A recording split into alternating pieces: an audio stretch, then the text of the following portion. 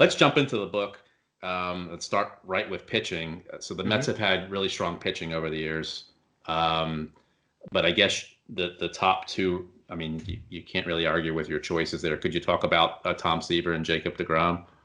Yeah, no, those it's interesting now. Tom Seaver is he's called the franchise for a reason, and he'll be the franchise as long as there is a Mets franchise.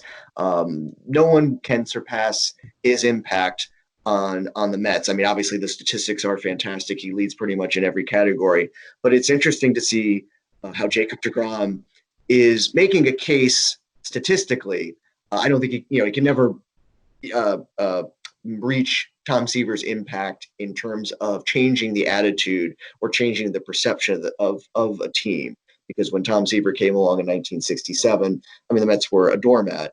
And Tom Seaver had the attitude that they weren't going to be that. And he showed it on the mound, he showed it off the field.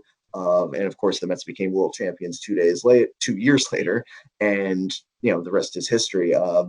Jacob DeGrom, through his first 6 years compared to Tom Seaver's first 6 years, if you look at statistics that kind of even out the time period, because it's so hard to compare eras because of Seaver's workload, and of how many, just the way baseball is in the 1960s compared to how it is today.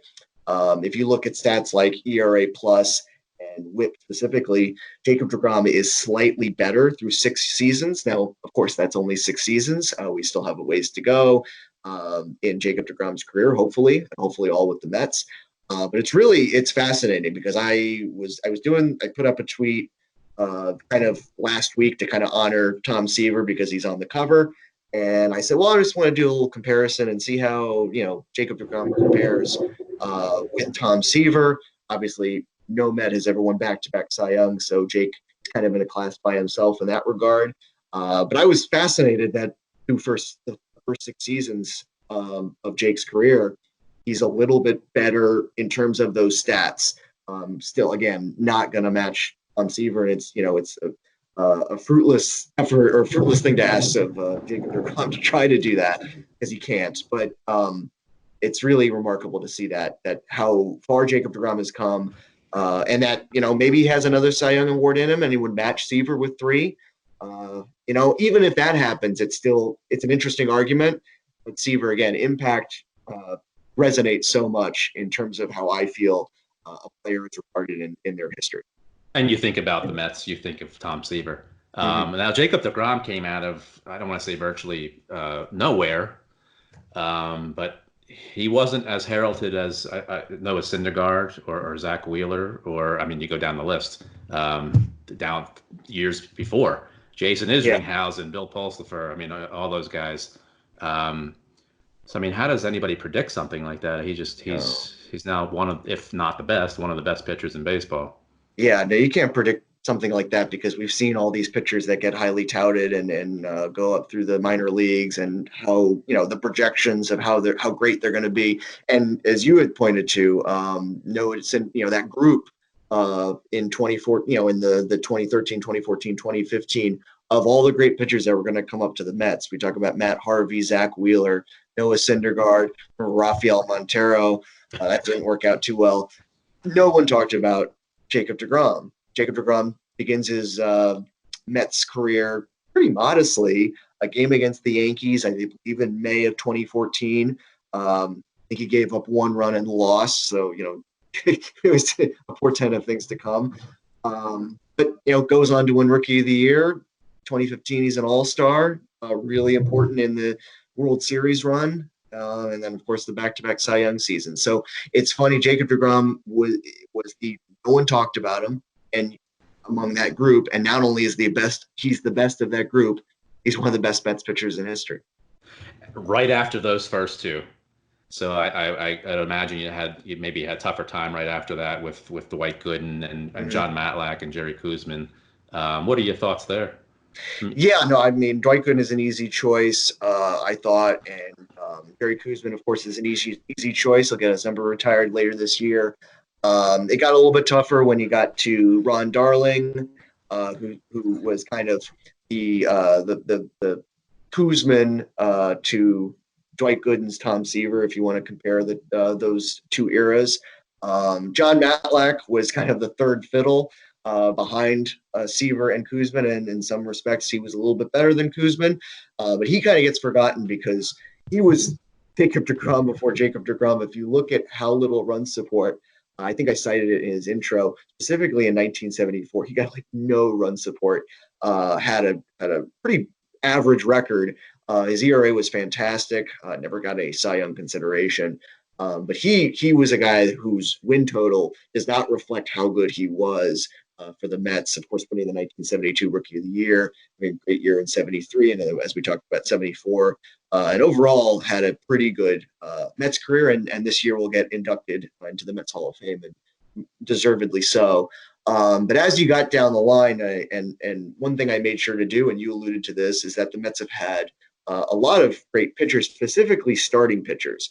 And one thing I made sure to do, and I got a little creative with the 30-man roster that I put out, was that I had 7 starting pitchers. I didn't want to leave out very deserving pitchers, and they've had a greater disparity. They've had many more great starting pitchers than relief pitchers. So I made sure to throw in 7 starting pitchers, 3 relief pitchers. But even then, with 7 starters, it was hard to leave a few people out. The ones in the honorable mention, I was still debating whether I should put them in the team as opposed to the other pitchers. So that's the difficult part with picking this team, because there are some positions in which players that got included maybe aren't as good or impactful in Mets history as some of the pitchers I had to leave off.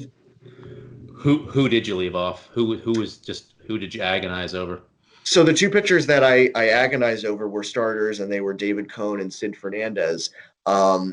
David Cone obviously had a great start to his Mets career. 1988, he was 20-3 and was pretty much the ace of that staff, just out of nowhere, because I think he was a kind of a spot starter. He was kind of used in relief, and then he kind of had to go in an emergency, I think in May of 88, and went on to that fantastic season. Led the league in strikeouts, I believe, in 1991, and had a 19 strikeout game. But it was just a little bit short of all of the 7 pitchers I had. That's no shame on David Cone. He still was a great pitcher. And Sid Fernandez, has the lowest ERA, I believe, in Shea Stadium history. Put together some really good years, a lot of strikeouts. He didn't always have quite the stamina to last deep into games, and that hurt him in the era he pitched. If he was pitching today, he might be an ace, because who goes more than 7 innings today? But I tried to judge these players in the era they were performing, and kind of tried not to say, hey, if I were to put a team together today, who would I put? Because that's a slippery slope. So in that respect, I had to leave Sid Fernandez off. Again, no shame in how Sid Fernandez did. He was a great pitcher for the Mets, was very important, and probably the MVP of Game 7 of the 86 World Series, coming in relief of Ron Darling and kind of stabilizing the Red Sox offense. But again, he falls just a little bit short of making the pitch list. Who is not in the book that just didn't make the cut at the pitcher position for you?